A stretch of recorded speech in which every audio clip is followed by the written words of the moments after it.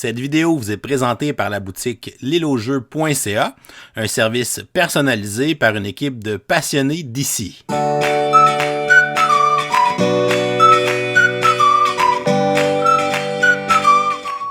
Hey, bonjour tout le monde, bonjour, bienvenue dans le coup de cœur du mois de février. Vous êtes sur l'incroyable chaîne du professeur Board Game. Et moi, c'est Martin de la zone Jeux de société qui est présentement dans son studio, qu'on appelle aussi communément son sous-sol. C'est ça mon studio. Alors, j'espère que vous avez eu un magnifique mois de février et que votre mois de mars se passe magnifiquement bien. En tout cas, ici au Québec, on peut dire que le printemps arrive très tôt maintenant. Je suis là pour vous parler de mon coup de cœur du mois de février. C'était un mois où la vie nous rappelle des fois que un passe-temps, on n'a pas toujours malheureusement le temps de bien profiter de notre passe-temps quand notre vie nous rappelle à l'ordre et qui nous oblige des fois certaines obligations. Fait que j'ai pas eu un mois de février rempli de jeux. J'ai eu la chance de rejouer à ISS Vanguard parce que j'ai reçu la deuxième vague anglophone du jeu. Donc, ça m'a quand même permis de ressortir un jeu. Puis, je dois vous avouer que depuis que le mois de mars a commencé, là, par contre, au prochain mois, je vais avoir plein de choses à vous parler. J'ai reçu 7e Citadelle et je pense, tombé en amour avec un certain jeu de cartes. Puis là, je vous présente que quelques-uns de mes boosters que je me suis achetés. Mais finalement, pour ce qui est de mon mois de février, à la fin du mois de février, j'ai reçu en fait, c'est au début du mois de février, j'ai reçu un socio-financement. Ben oui, c'est un jeu qui s'appelle The Hunt. Vous allez peut-être dire, mais Martin, il me semble que j'ai vu ça depuis 2023 dans les magasins du Québec. Oui, vous avez vu la version anglaise, mais moi, j'avais pris la version française du jeu The Hunt. Alors, The Hunt, c'est un jeu asymétrique. Puis, honnêtement, quand je regardais ça, je pensais que c'était un jeu de sous-marin. Puis, c'est un peu ça, par contre. C'est un jeu uniquement à 2 joueurs qui utilise pas mal la mécanique de Twilight Struggle. Ça, c'est la fameuse mécanique où on va avoir des cartes. Puis, les cartes, on va le choix soit de les prendre pour les points d'action ou pour faire l'événement, pour avoir un impact dans la partie. Et là, dans le fond, c'est un jeu qui représente un genre de recherche de la part des Britanniques. Donc, ça se passe pendant la Deuxième Guerre mondiale. Ça suit une véritable opération qu'il y a eu dans l'océan Atlantique pendant la Deuxième Guerre mondiale, où les Britanniques recherchaient des bateaux allemands qui détruisaient, dans le fond, des navires marchands qui servaient à ravitailler pendant la Deuxième Guerre mondiale. Et donc, un des joueurs va jouer 2 bateaux allemands et le Britannique, dans le fond, le joueur britannique va jouer les quelques bateaux britanniques qu'il y a, dont leur mandat, c'est de trouver le bateau allemand. Donc, c'est un jeu de mouvement caché pour les Allemands et les Britanniques devront trouver en utilisant ce système de cartes-là. Et j'ai joué quand même quelques parties avec mon ami Stéphane et j'ai eu vraiment beaucoup de plaisir avec ce jeu-là. Moi, personnellement, j'aime bien le côté très cartoon du jeu. Les cartes sont belles. Le plateau, moi, je le trouve très correct. C'est sûr que c'est un plateau qui représente majoritairement de l'eau parce que ça se passe dans l'océan Atlantique. C'est un jeu de mouvement caché qui est un peu différent, je trouve, par sa mécanique avec les points d'action. Donc, c'est soit on utilise des points d'action souvent pour bouger notre bateau, ou on va utiliser l'événement qui va avoir un impact important sur une action qu'on peut faire pendant notre tour. Et pour l'instant, on a joué des deux côtés, puis on a gagné des deux factions. Donc, c'est quand même relativement balancé. Le seul côté négatif que je vois du jeu présentement, c'est le fait que c'est un mouvement caché où ils ont à peu près donné tout le matériel qu'il faut. Mais il y a un matériel qu'ils n'ont pas donné, c'est un petit pad de papier pour que le joueur allemand puisse écrire le numéro où il est rendu. Vous devez le fournir vous-même, ce petit pad de papier-là. Mais on a quand même donné des sleeves. Donc, on a des protecteurs de cartes. Mais on n'a pas donné de petits pads de papier. En tout cas, c'est un petit nitpick parce que le reste, c'est un très bon jeu. Présentement, au Québec, c'est sûr qu'en Europe, vous l'avez en français. Là. Au Québec, je pense que j'ai pas vu de copie francophone encore du jeu. Il y a beaucoup de textes, mais voilà, c'est mon coup de cœur du mois de février, le jeu The Hunt. Très, très, très bon jeu. Il est publié par la compagnie Nuts Publishing pour la version française. Alors, je vous souhaite un magnifique magnifique fin du mois de mars, puis on se voit très bientôt. Alors, le prochain interlocuteur, c'est à toi de dire ton jeu du mois. Bonjour Internet, Pierre-Louis Renaud pour Etugame et mon coup de cœur. Ce mois-ci, c'est le jeu que j'ai essayé beaucoup. Pour diverses raisons, mais surtout pour comprendre chacune des factions de ce nouveau jeu. Vous pouvez y jouer si vous voulez, c'est possible de le faire sur Internet, c'est Altered, un jeu de cartes à collectionner qui est présentement, en ce moment, sur Kickstarter. Et Altered, c'est un jeu de cartes. Donc oui, à collectionner, donc pensez à Magic, par exemple, ou Keyforge. C'est un jeu de registre bon essai, dans lequel on va choisir une faction. Donc on va être un héros, un explorateur-exploratrice, et on va devoir parcourir des cartes. Mais moi, ce que j'aime de ce jeu-là, c'est aussi son côté super simple et accessible. Ça nous fait penser un peu justement à un petit jeu de table à la Shonen Toten. Donc vous avez une piste de cartes au milieu entre les deux joueurs. Donc c'est un jeu duel, d'affrontement, mais plutôt que d'avoir à arracher tous les points de vie de votre adversaire, vous cherchez à remporter une course. Vous avez un jeton complètement à gauche qui représente votre héros et un jeton complètement à droite qui représente votre compagnon. Et vous remportez la partie dès que ces deux jetons se rencontrent au centre. Mais pour avancer sur ces petits espaces-là, vous allez devoir remporter des majorités. Donc supposons que votre personnage est sur un espace où il y a de la forêt. Vous allez devoir jouer des cartes de votre main avec des icônes forêt. Et si vous avez plus de forêt que votre adversaire à la fin de la manche, votre jeton peut avancer. Il y a toutes sortes de pouvoirs qui peuvent interagir, autant avec les cartes de l'adversaire qu'avec votre positionnement de jeton sur le plateau. Vous avez des items, des emplacements permanents que vous allez pouvoir jouer pour vous donner des buffs sur le long game.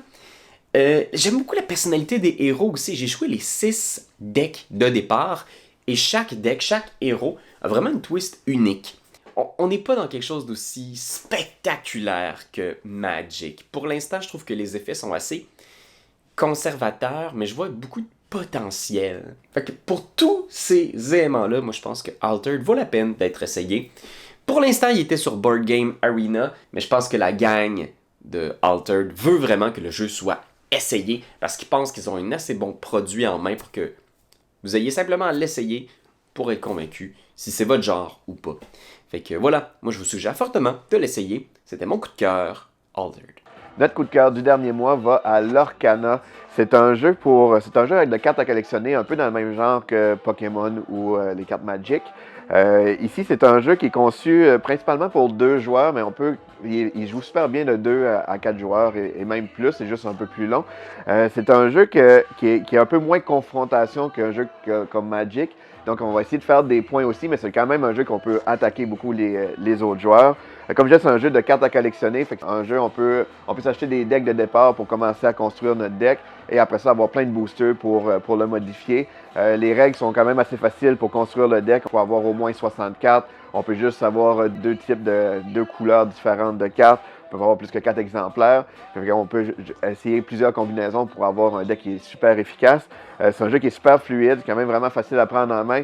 À notre tour, on va avoir, on a nos cartes dans nos mains. On choisit soit d'en jouer, on peut comme les gaspiller d'une certaine façon, on va les jouer face cachée. Et ça va être un peu la monnaie qu'on va servir pour gérer nos actions plus tard. Fait qu'on construit un genre d'engin qui va nous aider. Plus ça va aller, plus qu'on pourra activer des cartes pour faire soit des attaques, faire des points. Donc c'est vraiment le fun. Donc, c'est un jeu qu'on conseille beaucoup, qui est Lorcana. Ça, c'est le chapitre 3. Peu importe les chapitres, les cartes se mélangent toutes ensemble. Nous, on n'avait pas eu la chance de jouer dans les 2 premiers chapitres parce que ça partait vraiment vite. Mais là, on a embarqué là, de chapitre 3 et c'est super intéressant. Donc, c'est Lorcana. Bonjour, mon nom est Martin de l'Atelier du Meeple et merci encore au professeur Board Game de nous recevoir pour ses coups de cœur du mois de février 2024. J'ai choisi pour le mois de février 2024 le Château Blanc de White Castle que j'avais dans ma collection depuis quelques semaines déjà, mais que j'ai tardé à essayer. Et oh my God, je suis tombé sur une pépite ludique. Le Château Blanc, c'est un jeu, ma foi, pas très complexe dans ses actions. Vous allez devoir repêcher 3 dés par manche, il y a 3 manches, donc vous aurez 3 de 3 x 3, 9 dés à repêcher en tout. Ça peut sembler simple, ça peut sembler efficace, mais certains de ces repêchages-là ne vont vous donner que des ressources. Vous n'aurez pas 9 actions à faire exploser. Alors, ce qu'il va falloir faire, c'est faire donc des combos entre ce qu'il y a sur le plateau, votre ligne de revenus et aller chercher des ressources. Et là, c'est le génie de tout ce jeu-là, c'est qu'une fois de temps en temps, vous allez faire une action qui va à la fois vous donner des ressources et vous permettre de faire une action supplémentaire. Mais les actions très payantes demandent énormément de ressources. Et c'est ce combo-là où vous allez devoir équilibrer les entrées d'argent et de ressources et vos paiements pour faire certaines actions très puissantes. Parce que faire la même action 2 fois, ça peut coûter très, très cher. Alors, des fois, il faut faire une action qui nous en fait faire une deuxième, mais dans une autre section du board pour arriver à maximiser les actions que vous allez faire et en fin de partie, se dire que je n'ai pas fait 9 actions, mais j'en ai peut-être fait 12, 13, 14, voire même 15, malgré le fait que j'ai repêché seulement 9 dés. C'est une pépite ludique. Je vous la conseille fortement. Il y a très peu de jeux qui donnent cette sensation si étrange de « j'adore jouer à ce jeu et Dieu que c'est difficile bien performer à ce jeu ». Et l'avantage, c'est que ça ne dure pas très longtemps. C'est un jeu à 9 coups par personne, alors ça ne peut pas être super long et c'est très, très, très, très, très agréable à jouer. Je vous le conseille, le Château Blanc. Salut tout le monde! Donc, mon coup de cœur pour le mois de février, c'est un jeu que tous les fans de Star Trek attendent depuis très longtemps. Il s'agit de Star Trek Away Missions. C'est un jeu de miniature, puis vous allez devoir faire des missions. Chaque mission va vous donner un certain nombre de points, puis celui qui a le plus de points après 3 rounds va gagner la partie. Ça fait penser un petit peu là, aux jeux de Starfleet Captains qui ont sorti il n'y a pas tellement. En fait, il y a en 2010, je pense, où ce qu'on avait là, des factions avec des vaisseaux, puis on allait faire des missions d'exploration. Il y avait un petit peu de combat, il y avait beaucoup de recherche. Ça ressemble à ça, mais cette fois-ci, c'est au niveau des miniatures. Donc, la prémisse de ça, c'est évidemment avec les Borg, c'est qu'après le combat avec les Borg, vous retournez dans un vaisseau qui est à la dérive, puis vous allez tenter de chercher de la technologie ou récupérer certaines données. Donc, chaque faction à l'intérieur de ça va avoir là, une mission principale qui est recto-verso parce que vous avez 2 types de missions. Puis, vous allez devoir faire là, le plus de points possible dans de 3 rounds. Bien entendu, le jeu de base, il vient avec la Fédération plus les Borg, mais vous avez des extensions aussi qui vous offrent des Romulins, puis ils vous offrent aussi là, 2 extensions de Klingons, puis une autre extension de Fédération également, puis d'autres qui s'en viennent aussi à venir là, avec la série originale. Bref, ça va fonctionner aussi avec des cartes. Donc, c'est un système de cartes. Vous allez avoir du deck building à l'intérieur de ça. Autrement dit, vous allez devoir vous faire un paquet de 20 cartes missions puis 20 cartes support. Les cartes support, ça peut être des événements ou de l'équipement. Les cartes missions, c'est des petites missions à faire à l'intérieur des 3 rounds qui vont vous donner certains points. Donc, il vous offre dans le jeu de base là, plus de cartes que ce que vous avez besoin pour pouvoir faire un petit peu de deck là, maison, puis peaufiner votre deck pour pouvoir faire ce que vous pouvez. Puis évidemment, il vous offre des decks de départ par défaut si jamais vous n'êtes pas trop à l'aise à faire le deck building. Mais après certaines parties, vous allez commencer à vouloir faire des decks un petit peu plus spécialisés selon votre adversaire. Bref, un excellent jeu qui est pas trop long en fait, c'est ça qui est bien. Puis c'est un jeu à 2 joueurs, mais vous pouvez jouer en équipe. Si vous avez deux jeux de base, vous pouvez faire des parties à 3 ou à 4 joueurs, 2 contre 2, ou bien là, 3 factions à l'intérieur du même vaisseau. Donc, très intéressant. Donc, je vous le recommande pour le mois de février. Star Trek Away Missions de Gale Force 9. Donc, à bientôt tout le monde. Au revoir. Salut les gamers, Sam de Board Game Duel. Et ce mois-ci, mon coup de cœur va aller au jeu Rift Force et plus spécifiquement à son extension Rift Force Beyond. Donc, pour ceux qui ne connaissent pas, Rift Force, c'est un jeu exclusivement à 2 de confrontation dans lequel on est des invocateurs qui vont apporter des élémentaux sur les différents champs de bataille. Dans le fond, on a comme 5 lanes qu'on va se battre pour. Puis à notre tour, c'est très simple. Soit qu'on joue 3 élémentaux du même chiffre, soit qu'on défausse une carte puis qu'on en active 3, ou soit qu'on repige des cartes. Et on fait des points pour les champs de bataille sur lesquels on est le seul à être présent. Puis dans le fond, le jeu vient du fait qu'il y a comme différentes factions d'élémentaux. Si on veut, au début de la partie, on s'en fait donner un au hasard, puis on va en drafter 3 autres. Donc on a un mélange de 4 qui sont dans notre deck de cartes. Puis ils vont tous avoir leur habilité unique quand ils vont s'activer. Ils vont tous faire des dommages, mais de façon différente. Il y en a qui vont pouvoir se déplacer les adversaires, faire plus de dégâts, mais leur donner plus de points quand ils se font détruire, parce qu'on fait des points aussi en détruisant les élémentaux de l'adversaire. Fait que le jeu de base tout seul, c'est super bon, c'est un de mes jeux à 2 préférés. Mais j'étais bien content de pouvoir essayer l'extension. Dans le fond, on rajoute plusieurs choses. Un mode solo que j'ai essayé une fois puis que j'ai pas tant trippé. Un mode 3 ou 4 joueurs qui me tente pas tant que ça puis que j'ai pas essayé non plus. Mais surtout, elle va rajouter, elle va doubler dans le fond le nombre de factions disponibles. Donc on vient vraiment changer la méta du jeu si on veut. Il va y avoir des nouveaux combos possibles, des nouveaux contres. Puis ça va ajouter vraiment beaucoup de variété. Là. Déjà avec le jeu de base, il y en avait pas mal, mais avec l'extension, c'est vraiment pratiquement infini. Donc c'est super rapide à jouer, c'est vraiment pas compliqué, mais il y a une belle complexité stratégique dans la façon que tu gères ta main, puis que l'ordre dans lequel tu joues, puis t'actives tes choses, c'est super important. Donc vraiment un très bon jeu qui est, ma foi, renouvelé avec cette nouvelle extension. Donc voilà, je vous dis à la prochaine. Bonjour, on est Mathieu et David du Bureau du Loisir. On remercie le Prof Board Game de nous inviter à vous partager notre coup de cœur du mois de février. Alors on commence sans plus tarder avec ton coup de cœur, David. Alors mon coup de cœur, c'est le jeu Come Sail Away de Sashi et Sashi. C'est très cruel comme coup de cœur parce que c'est un jeu japonais que Mathieu a ramené de voyage. Je sais pas si c'est un petit, mais... Qu'est-ce qu'on fait dans le Come Sail Away? Ben, il y a des passagers qui arrivent sur le quai pour monter dans leur bateau de croisière et nous, comme un groupe, on vient les distribuer dans les différentes pièces. C'est basé un peu comme sur le principe du Mancala, le jeu africain. On vient saupoudrer, mais dans un ordre particulier qu'on doit respecter. On se passe un peu des cartes. La configuration du navire change à chaque partie, donc il y a beaucoup de rejouabilité possible. Et puis, c'est très zen, très satisfaisant. On essaie de trouver le meilleur parcours possible pour amener nos passagers. Il y a beaucoup de bonus aussi qui sont saupoudrés, donc c'est très positif. On est toujours un peu supporté. Et puis, beaucoup de satisfaction quand on y arrive. Ça, c'est sûr. Le jeu est beau aussi. Et puis, on a joué quelques parties, puis les scores sont très près, donc c'est bien balancé. C'est vraiment bien tourné. Alors, les 3 mots que résumeraient transatlantique, cocktail et maillot de bain. C'est bien ça, Bikini pour un mois. Wow! Alors moi, mon coup de cœur du mois de février, c'est à la recherche des espèces disparues. C'est la suite de la recherche de la planète X. Pour l'instant, il est seulement disponible en anglais au Canada. C'est un jeu de déduction, dans la même veine que la planète X ou que Cryptid. C'est un jeu dans lequel on va récolter des informations, puis ça nous est divulgué par une app qui nous accompagne pendant la partie, une application. Et on va noter ces informations-là sur une petite feuille qu'on a derrière un paravent. Donc tout ça est caché. Et notre but, c'est de découvrir la case précise sur laquelle l'espèce disparue se trouve.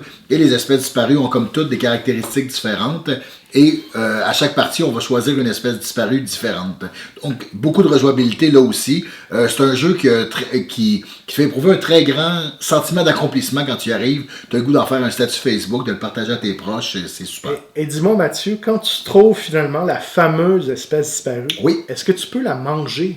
Oui, tout à fait, parce qu'il paraît qu'il y a un kangourou forestier, de la barbe à la queue, c'est délicieux. Oh, alors on dit quoi, Mathieu? Bon appétit! Salut tout le monde, Mathieu de On Joue-tu. Je vais faire ça vite parce que mon coup de cœur du mois de février, c'est un tout petit jeu que vous avez peut-être déjà entendu parler si vous suivez un peu les contenus des gens qui sont allés à Cannes. 2 pommes, 3 pains. 2 pommes, 3 pains, c'est un jeu hyper con qui joue sur le principe qu'une pomme de pain, ça sonne comme une pomme et 2 pains. Donc c'est pour ça que sur la couverture, on voit ces éléments-là parce qu'il y a 2 pommes et 3 pains. Vous voyez, c'est quoi un peu le délire du jeu. Donc, plutôt que vous expliquer les règles, je vais un peu juste vous le montrer. C'est-à-dire que si c'est à mon tour de jouer, imaginons on joue à 3 joueurs, moi je tire cette carte-ci, je vais devoir dire une pomme, 0 pain. Parce qu'on doit toujours faire l'annonce complète. Ensuite, le prochain joueur, il tire cette carte-ci, on va devoir dire tout ce qui se trouve sur la table. Donc, il va dire une pomme, un pain. Pour le moment, vous vous dites, mais c'est hyper simple comme jeu. Oui, mais après ça, le prochain joueur, lui, il sort cette carte-là. Et là, ça devient compliqué. Parce que là, il va devoir dire 2 pommes, 4 pains. Vous voyez, parce que la pomme de pain, elle compte comme une pomme et 2 pains. Donc, ça veut dire que l'annonce, vous avez 5 secondes pour réfléchir à votre annonce. Et puis, une fois que vous faites l'annonce, il faut que ça soit clean en une phrase. On peut pas dire « c'est 2 pommes, 4... » Non, ça veut dire qu'à ce moment-là, si vous faites faux ou si vous prenez trop de temps, vous prenez tous les cartes sur la table et puis on continue comme ça. Et puis, à la fin, donc, une fois que la pioche est vidée, le joueur qui a le moins de cartes qu'il a ramassé, ben, c'est celui ou celle qui aura gagné la partie. J'en vois déjà d'entre vous qui disent « mais ça a l'air vraiment con comme jeu ». Seul l'est. Et puis c'est surtout un jeu qui est agréable si tu rentres un peu dans l'ambiance, donc vraiment comme essayer de... Ok, attends, donne-moi 2 secondes. Ça a l'air tellement con parce que tu dis, mais c'est juste des tout petites additions, c'est juste des 2 plus 3 plus... mais ça reste que c'est quand même compliqué quand t'es dans le feu de l'action, puis aussitôt que t'as une pomme de pain qui sort, c'est compliqué. C'est même un jeu qui est agréable à regarder si toi tu joues pas puis tu regardes les autres jouer puis tu vois tes amis qui sont là en train d'en chier parce qu'ils sont pas capables de dire attends, c'est quoi, il y avait 2 pommes ou même des fois ce qui va arriver c'est que si t'as que un élément, il y aurait quelqu'un qui va dire ben là il y a 2 pommes. Mais ils oublient de dire 0 point. T'es quand même obligé, selon la règle, de toujours faire cette annonce complète. Une fois que le jeu devient trop simple, vous pouvez rajouter des modules, comme par exemple le pain perdu. Donc lui, il est perdu, ça veut dire que ça compte toujours comme moins un pain. Ça veut dire que si tu tires cette carte-là, il faut faire une soustraction d'un avec celle-là. Il y en a d'autres aussi, il y a des pains au lait, il y a des pains rassis. Il y a plein de petits modules, mais bon, pour moi, alors que je suis pas nécessairement le plus client de ce genre de jeu-là, des fois il y a des jeux que je trouve un peu trop cons, puis ça me fait pas trop rire. Mais celui-ci, je sais pas, c'est quelque chose de tellement simple et efficace que ça me fait bien marrer. Donc celui-là, c'est mon coup de cœur du mois de février. Bonjour tout le monde et bienvenue au coup de cœur de la page de C'est à ton tour. Ce mois-ci, coup de cœur assez spécial. Pourquoi? Car le jeu vient tout juste d'arriver au Canada. D'ailleurs, il a même gagné le jeu de l'année dans la catégorie initiée. Il s'agit du jeu Far Away. Pourquoi nous aimons ce jeu? Car il est d'une simplicité extrême, mais la façon de marquer des points est très subtile, tout en finesse et complètement déstabilisant. Et c'est ça qu'on recherche dans un jeu qui ne fait pas comme les autres. Le jeu se déroule en 8 manches et à la fin des 8 manches, il y aura une ligne de 8 cartes devant vous. 8 manches, 8 cartes seulement. Hein? Vous voyez? Vous comprenez? Un tour de jeu ressemble à ceci. Chaque joueur choisit secrètement une carte et une fois que c'est fait, on la révèle. Si la carte positionnée devant vous est supérieure à la carte précédente, bravo, vous gagnez une carte sanctuaire. Les cartes sanctuaires et les cartes régions possèdent des iconographies et différentes façons de marquer des points, selon la couleur, selon le nombre de comptes, si c'est une carte soleil ou une carte lune. Ensuite, on regarde qui a la carte la plus basse numériquement et cette personne sera la première à choisir dans la rivière de cartes. Et on continue de même pendant 8 tours. Là, vous allez me dire, mais c'est quoi là? C'est un jeu comme tous les autres, hein? Et il ne se démarque pas. C'est défendu de dire ça! Far Away se démarque de tous les autres jeux. Pourquoi? Parce que la façon de marquer des points est complètement à l'envers. Je vais essayer de vous l'expliquer parce que c'est pas simple. Une fois que les 8 cartes seront positionnées devant vous, vous allez les retourner à la fin de la partie. Et en commençant par la dernière carte, vous allez la révéler et ensuite marquer des points selon ce qui est indiqué. Alors, vous comprenez que la première carte que vous allez révéler risque de marquer peu de points. Mais au fil des cartes que vous allez révéler dans le sens inverse, il va générer des points selon les cartes qui ont déjà été sorties.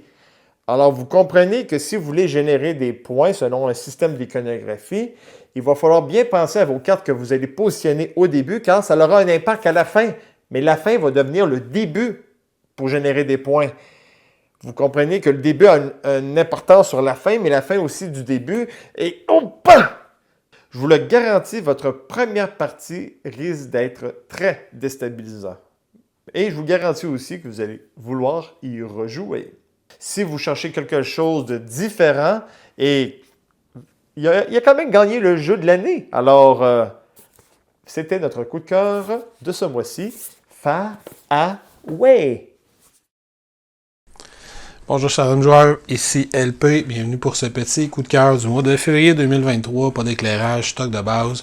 Donc le jeu que je te présente rapidement, on y va cette fois-ci avec Great Western Trail, mais la nouvelle version, la plus récente en fait, la Nouvelle-Zélande. Si tu suis un peu la chaîne, tu sais que je suis déjà un grand fan de Great Western Trail, le jeu de base qui est dans mon top 10 des jeux de tous les temps. Et celui-là, ben, il est aussi le fun, sinon peut-être même un petit peu plus. Dans celui-là, dans le fond, si rapidement, concept de base, c'est un jeu où tu vas mélanger du deck building, il va y avoir un concept de rondelle, tu vas te déplacer d'un endroit à l'autre, tu vas activer les différentes actions de chacun des endroits auxquels tu vas te rendre. Puis l'idée, c'est que tu vas essayer de manipuler ton deck le plus possible pour qu'à l'arrivée à la fin de la rondelle, tu puisses le vendre, et envoyer ça le plus loin possible dans une ville la plus efficiente possible pour faire un maximum de points. Grosso modo. Celui-là va reprendre les mêmes concepts de base que Great Western Trail, mais va t'amener une deuxième valeur à toutes les cartes que tu as dans ton deck, qui sont les valeurs de tonte. Fait que ton troupeau, cette fois-ci, c'est pas des vaches, c'est des moutons. Au lieu de seulement pouvoir les vendre, tu peux les vendre et ou les raser, puis vendre seulement la laine que tu vas en récolter. Fait qu'il y a différents endroits sur ta piste où tu vas pouvoir dépenser quelques cartes, puis tu as un des ouvriers, un nouvel ouvrier qui va servir, un nouvel travailleur qui va servir justement à raser de plus en plus de moutons.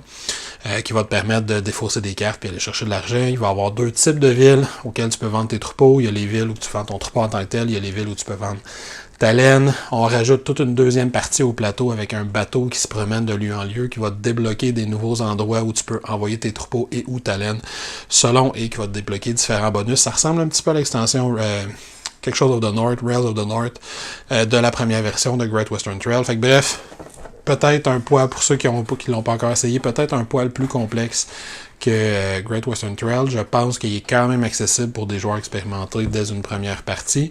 Il cohabite relativement bien, je pense, dans une librairie avec Great Western Trail aussi. Il y a cette différence entre les deux pour avoir envie de posséder les deux, mais ça a vraiment été un beau coup de cœur pour moi. Je n'ai joué que 2 fois jusqu'à maintenant. J'espère l'explorer davantage dans les prochains mois. Donc voilà, mon coup de cœur pour février 2024. Great Western Trail, New Zealand. Bonjour à tous, c'est Marion de la chaîne Je vous explique les règles. Merci David une fois de plus de m'inviter dans ce segment. Ça me permet de vous présenter mon coup de cœur du mois de février, qui est évidemment Dorf Romantique. Dorf Romantique, c'est un jeu coopératif en campagne, donc évolutif, pour 1 à 6 joueurs. Personnellement, je fais la campagne en solo, c'est absolument fabuleux, parce que je suis la seule à prendre les décisions, et la seule à me tromper également. Mais l'aventure est palpitante. Dans Dorf Romantique, il y a 2 types de tuiles, les tuiles paysages et les tuiles objectifs. Au début de la partie, vous allez placer d'abord des tuiles objectifs avec des pions objectifs. Ça veut dire qu'il va falloir former un territoire d'un certain type avec le nombre inscrit sur cette tuile pour valider l'objectif. Je ne suis absolument pas une fan de placement de tuiles, et pourtant, Dorf Romantique a su vraiment m'aider à renouer avec ce type. Je suis vraiment très enthousiaste sur la campagne. Souvent, je me retrouve avec quasiment plus de tuiles paysages, donc la fin de partie qui approche, et encore beaucoup de tuiles objectifs, mais d'un coup, il y a une action exponentielle et on vient tout fermer, remplir tous les objectifs, c'est palpitant. Les parties durent environ 45 minutes à 1 heure, il m'est même arrivé d'en faire en 30 minutes.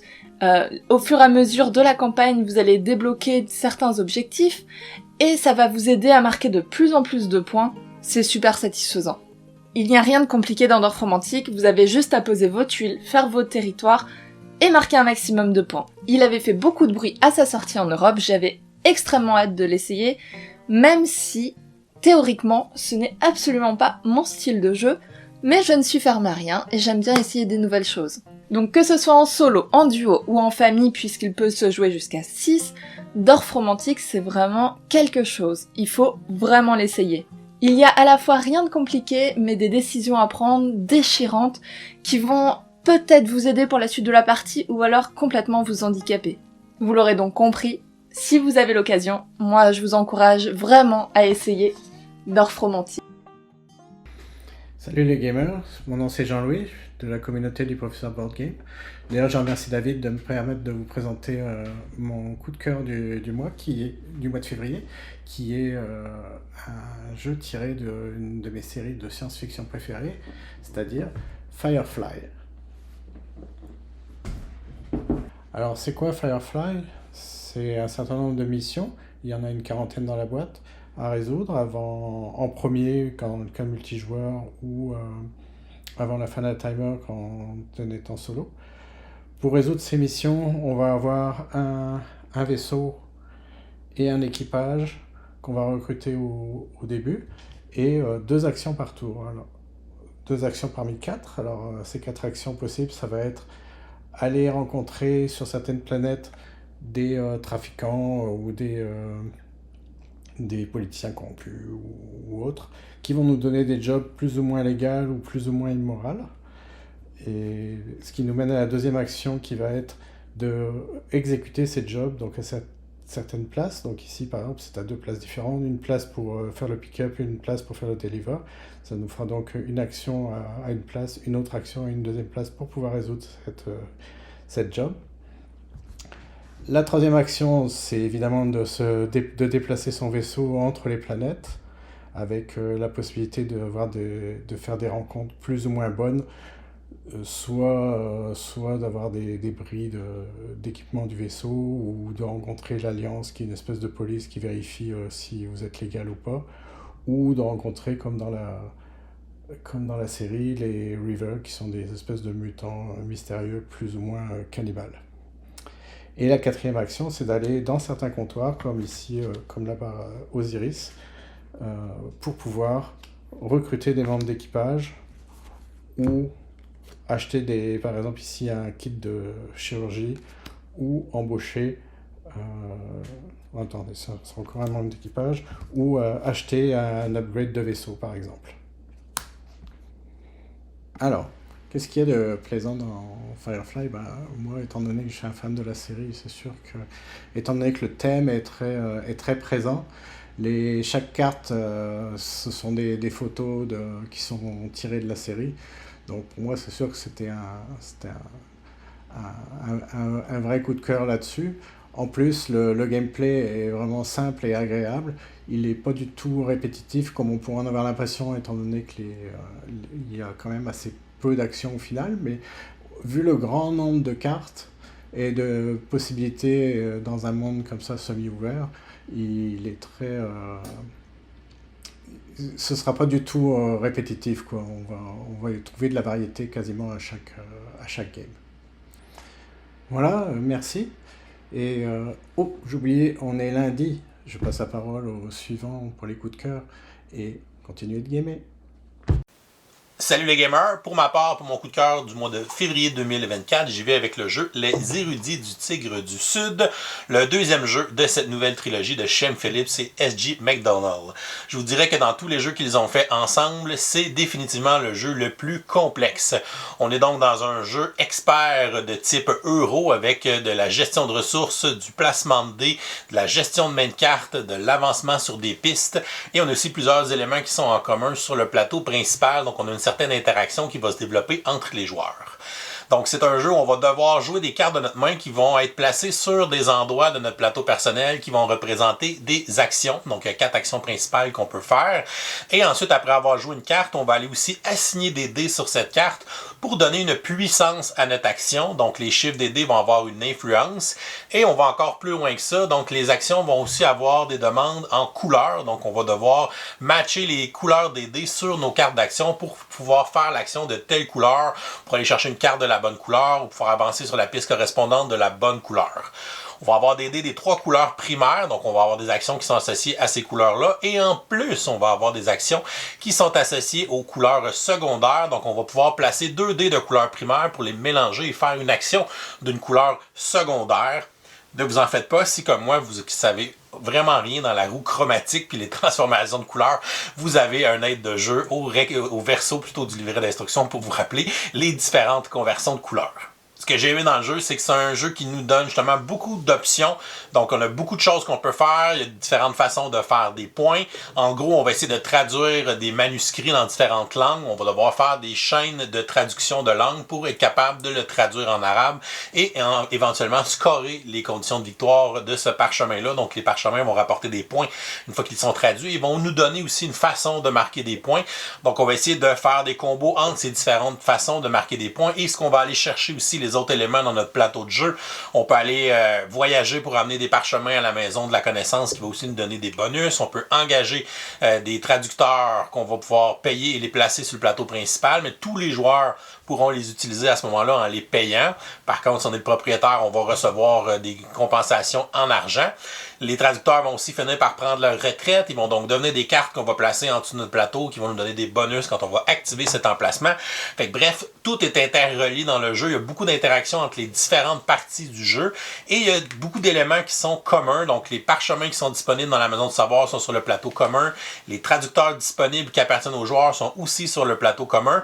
Donc, c'est un jeu qui a quand même beaucoup d'opportunisme. Donc, il faut choisir les opportunités d'aller chercher des choses qu'on a besoin, des choses qui vont bien fonctionner avec ce qu'on est en train de faire, et on va évidemment avoir une belle interaction qui se fait autour du plateau principal à cause de ça, parce qu'on peut être propriétaire de certains trucs, ou on peut mettre des jetons pour avoir de l'influence sur ces cartes-là, fait quand les autres vont interagir avec, on va recevoir des petites compensations. J'ai beaucoup aimé la construction de notre plateau personnel, le fait de personnaliser les emplacements, leur ajouter des bonus. On peut aussi avoir des objectifs qu'on accomplit qui débarrent un emplacement supplémentaire, donc on a un peu plus d'options. Il y a aussi un côté backbuilding que j'ai pas parlé, parce que les dés qu'on va avoir sont dans un sac, fait qu'on va piocher un certain nombre de dés dans notre sac quand on va ramener toutes nos affaires. Dans le fond, quand on va vider notre plateau principal, on va aussi déclencher des revenus selon les cartes qu'on a placées. On va faire les revenus des pistes qui sont associées aux bonnes couleurs. Fait que bref, il y a beaucoup de choses qui sont interreliées dans le jeu. Ça y offre une énorme profondeur stratégique, beaucoup de possibilités. C'est un jeu qui est pas facile à apprendre. Il y a beaucoup de petites règles, mais une fois qu'on s'y lance et qu'on explore davantage le jeu, c'est un jeu qui est très riche en profondeur et en différentes stratégies. Donc, c'est mon coup de cœur du mois de février 2024. Les érudits du Tigre du Sud. On a bien hâte de voir le troisième de la trilogie qui sera les inventeurs du Tigre du Sud vers la fin de l'année. Et voilà, c'est tout pour aujourd'hui.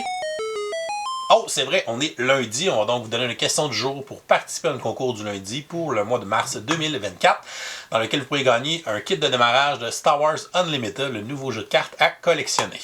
La question du jour est très simple. Quel est votre jeu coup de cœur du mois de février 2024? Donc, laissez-nous la réponse en commentaire YouTube sous la vidéo pour enregistrer votre participation. Et si vous nous suivez sur Patreon, si vous nous supportez plutôt sur Patreon pour au moins 5$, vous aurez aussi une participation automatique à chaque lundi. Donc, bonne chance à tous pour ce nouveau concours. Et encore une fois, merci à tous mes collaborateurs et collaboratrices qui ont participé à ce segment coup de cœur. C'est toujours le fun de découvrir les jeux que vous avez adorés ce mois-ci. Donc, on vous souhaite une excellente fin de journée. On se revoit le mois prochain pour une autre vidéo coup de cœur. D'ici ce temps-là, continuez de gamer.